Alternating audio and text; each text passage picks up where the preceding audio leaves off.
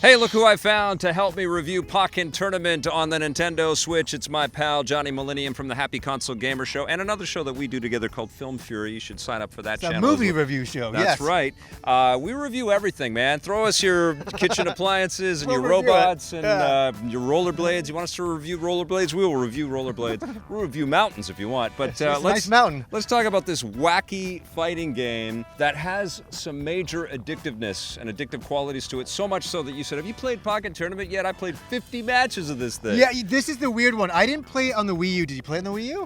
A little bit. I touched it, but I didn't review it. I didn't even get it for the Wii U. I was like, I looked at it, and I'm like, I don't know if this is my kind of style of fighting game. Yeah. I'm like, I don't know if I like more like the Street Fighter-esque games or Tekken or something like that. Yep. I'm like, I think I'm just going to pass on this.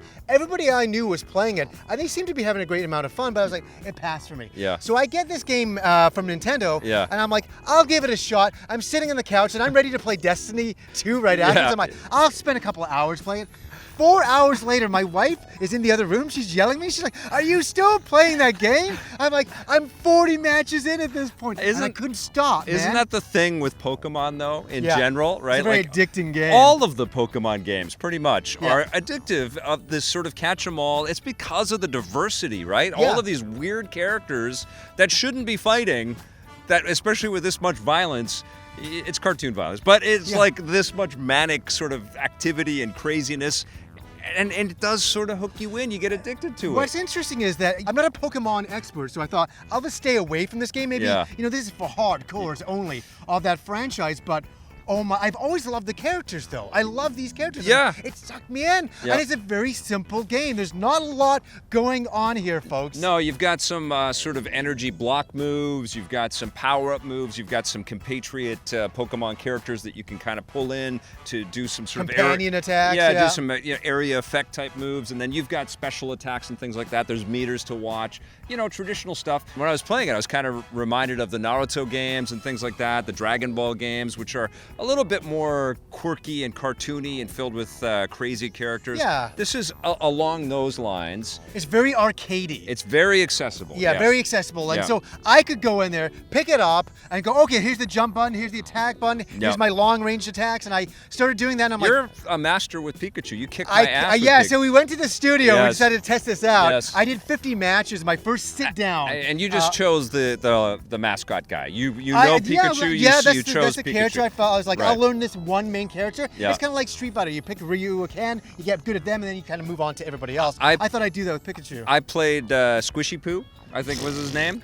He's like a big purple guy, just and like stubby little arms, and he was a big chubboid, and I fought with him for a bit, and he was pretty effective. But I was like, I'm not crazy about the look of this character. It's not really compelling. He doesn't look vicious. He looks like you want to go look very vicious. You want to go poke him in the belly. Like the Pillsbury Doughboy or something like that. But then I chose Scizor, the sort of praying mantis guy with the snappy claws, and he has some pretty cool moves and stuff, but you just hammered my dude and just made him look terrible. I leveled that character up too. He was like and you were like level 1 Pikachu, and you just destroyed me. You know, once you learn the basics of this game, because I'm saying it again, it's very basic, but there is technique to it. Yes, I know. And when I sat at home doing 50 matches, I was like, all of a sudden I got into this Nirvana state. I'm like, I get this game, and I couldn't leave it, and I loved it. And then when I came over to your place, I was like, okay, we're in the studio. Will I be able to remember what I was doing that night? I absolutely, all came back to me, and it felt so good. I was even playing with my arms around my back just to completely decimate him. Just to embarrass me and to make fun of me on my channel. Thank you so much. No problem. You rock. No problem. My issue with the game is that I played 50 matches as well as my Scizor guy or Scizor guy. I'm sorry, guys. I don't know how to pronounce all of the names. I'm sorry. But I played as them. They're going to kill you. That's okay. You guys understand. There's a lot of Pokemon to keep track of. And there lots of other ones, too. But so I was playing, and I played match after match after match after match. No issues. Was, kind of numbly playing through everything. I wasn't really learning too much intricacy because the level is pretty low-key. I'm talking about the sort of tournament mode where you're... The main single-player campaign. It starts with a league mode, and then you unlock a tournament mode. And I had no difficulties. I beat the tournament, and then I fought, spoiler, I fought Mewtwo, and he came out as like kind of like I think he's a legendary version of Mewtwo or something. Right. All kinds of great pageantry, and he kicked my butt. Yeah. But that was the first match that I had in the game after about 3 hours of playing. That tested you a little bit. Yeah, that I was like, oh, okay, well, there's the challenge of it, until I played you. And then I realized, oh, yeah, you can be a real badass with this thing. Yeah, you can be. Yeah, you just got to spend a little bit of time. Yeah, and I think that's sort of the pull here, is that it's, like the Smash Brothers games and stuff, the first sort of blush of the game feels just like it's super kidified, it's super easy, it's super chill, it's not going to tax anything. There are tons of different characters with their own styles. They're like, some are more sort of defensive, some are more Yeah, I'm sure the balancing is still skill-based, not perfect with it all. and some of them have great electrical and power and long range attacks, projectiles, and projectiles and things like that. So you kind of have to work your way through and find the sweet spot. There is a lot of strategy in this thing, and you will find it. Like, you want to stay away, like with Vic. When I first began my match, I just stayed away because of projectiles. Yes. And just to see if he'd fall for a defend, I'm like, okay, he's just going for it. Yeah. And then I'm like, okay, he's coming in at me. Then I jump and I just come down with spin attack. I just knew everything. I would land behind you, and then I'd execute my super, with both the left and rights. Boom, come into it, and then do that again, left and rights again, and just absolute decimation. Well, the proof is in the pudding. Now, it doesn't look like an amazing game. It doesn't. Trust me. I did not want to play this. I thought, this is going to be really lame. Well, in terms of visuals, too. Like yeah, it's like a Dreamcast game in a lot of ways. The Pokemon creatures look great. But in terms of environments and you get an assistant sort of person that comes in and pops in and tells you about stuff, tells you where to go in the town. There's all the different modes you can do. Yeah, there's Wi-Fi battles and there's single battles. You can train, and of course you can unlock all kinds of clothing and options. You can customize your trainer, and you can customize your advisor, and there's tons of, and you can level up your characters and give them more strengths and different categories. So there is quite a bit of depth in here, but it doesn't look amazing, especially in arguably the best year that fighting games have ever had, right? Like, we've had so many great fighters this year. It's been ridiculous. Tekken 7, and then you play this, it's like, Yeah, Tekken 7 or Injustice 2, Street Fighter 5 keeps getting improved. We got Marvel vs. Capcom. Just enter the scene, and the new Dragon Ball fighting game looks incredible. Oh, I can't wait for that. So like, there are tons of other good options, and this does look a little dated.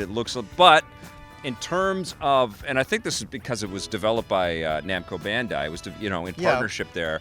There is quite and they've got some prowess at developing fighting games over there. There's quite a bit of meat to digest. Yeah, here. I think if you have the Wii U version, there's really no reason to get this version.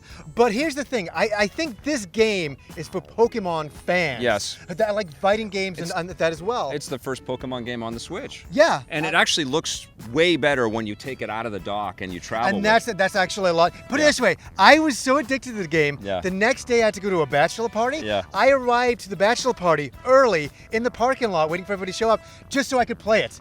Really, I was like, oh, you know what? I should get there. No wonder you were kicking my ass. Yeah, I had a great amount of fun, and I'm still blown away that I did. Okay, that's amazing. And don't call Johnny to organize your bachelor parties. Clear.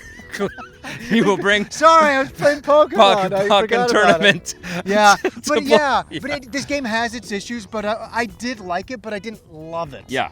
It's solid. It's better than your first instincts are going to be, because you're just going to taste test it, and you're going to fight, and you're going to blow through the training stuff and the early stuff, and you think this is very simplistic.